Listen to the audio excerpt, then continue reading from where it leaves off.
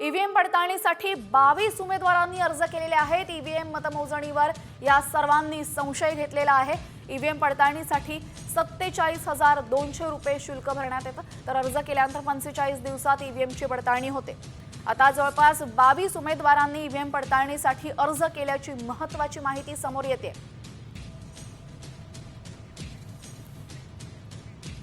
या मतदान यंत्रांमध्ये घोळ झालेला असल्यामुळे मला मिळणारी मतं ही समोरच्या उमेदवाराला गेलेली आहेत आणि त्याला मिळणारी मतं ही मला आलेली आहेत।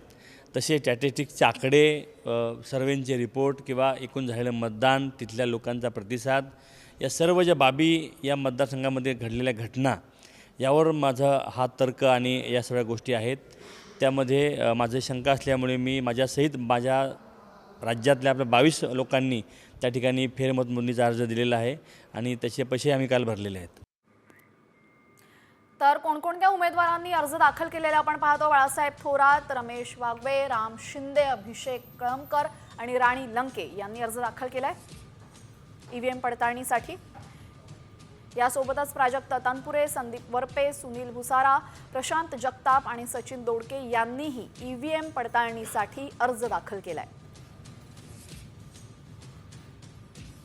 अशोक पवार, राहुल कलाटे, चरण वाघमारे, फवाद अहमद आणि केदार दिघे यांचाही ईव्हीएम पडताळणीसाठी अर्ज।